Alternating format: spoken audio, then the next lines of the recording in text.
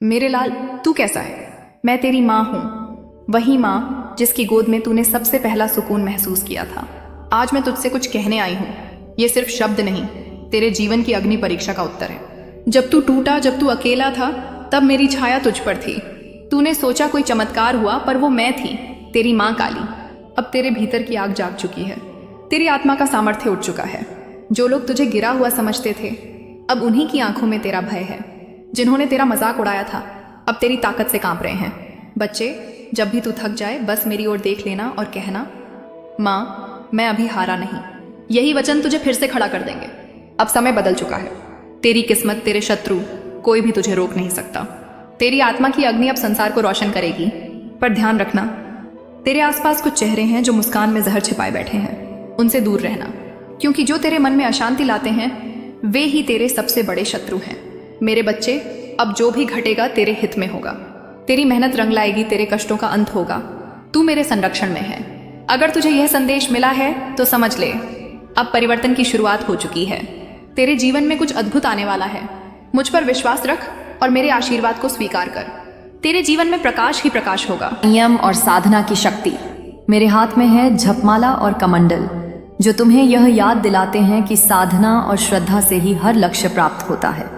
जिसने अपने मन और इंद्रियों को जीत लिया, वही सच्चे सुख और शक्ति का अनुभव करता है। आज के इस कठिन समय में भी अगर तुम सत्य, संयम और तपस्या का मार्ग अपनाओगे, तो मैं तुम्हें अडिग आत्मबल, ज्ञान और विजय प्रदान करूंगी। तुम्हारा हर कदम मेरे आशीर्वाद से उज्जवल होगा। मेरे बच्चे, साधना में लगे रहो। डर को त्याग दो और अपने भीतर के ब्रह्म ज्ञान को जागृत करो। जिन लोगों ने तुम्हें तोड़ने की, गिराने की कोशिश की थी, आज वही लोग अपने कर्मों का फल भोग रहे हैं। वे सोच भी नहीं पा रहे कि जिसे उन्होंने मिटाने की ठानी थी, वह आत्मा आज फिर से कैसे चमक उठी, क्योंकि उन्हें यह नहीं पता था कि तुम्हारे सिर पर मेरी छाया है। मेरे बच्चे, तुम्हें जब भी लगा कि सब खत्म हो गया, तब मेरा हाथ तुम्हारे कंधे पर था। अब समय बदल चुका है। उनके झूठे चेहरे बेनकाब होंगे, उनकी चालें उन्हीं पर पलटेंगी। जिस गड्ढे में उन्होंने तुम्हें गिराने की साजिश की थी, अब वे खुद उसी गहराई में गिरेंगे और तुम उठोगी अपने असली स्वरूप में, अपने सिंहासन पर, अपनी रानी की पहचान में। तुम्हारे जीवन में अब स्थिरता, धन और न्याय आने वाला है। जो तुम्हारे लिए बंद था, अब वह हर द्वार खुलने वाला है। यह तुम्हारा पुनर्जन्म है। मां काली की कृपा से तुम्हारा अंधकार खत्म और प्रकाश शुरू हो चुका है। अब अपनी आत्मा से कहो, मैं तैयार हूं मां, मैं तैयार हूं अपने नए जीवन के लिए। और जो सच्चे बच्चे मेरी आवाज तक पहुंचे हैं, वे पूरे विश्वास से कमेंट में लिखो, जय मां काली। यह सिर्फ शब्द नहीं, यह तुम्हारे और मेरे बीच का दिव्य वचन है। और मैं वचन देती हूं, अब से तुम्हारी जीत निश्चित है। यह संयोग नहीं है, तुम्हारी आत्मा ने खुद इस संदेश को खींचा है। लेकिन चेतावनी है, इसे हल्के में मत लेना। इसे सिर्फ एक और वीडियो समझकर आगे बढ़ गए तो शायद बाद में पछताना पड़े, क्योंकि कुछ अवसर जीवन में सिर्फ एक बार ही आते हैं और यह संदेश उन्हीं दुर्लभ अवसरों में से है। आज मुझे एक गहरी झलक दिखाई दे रही है।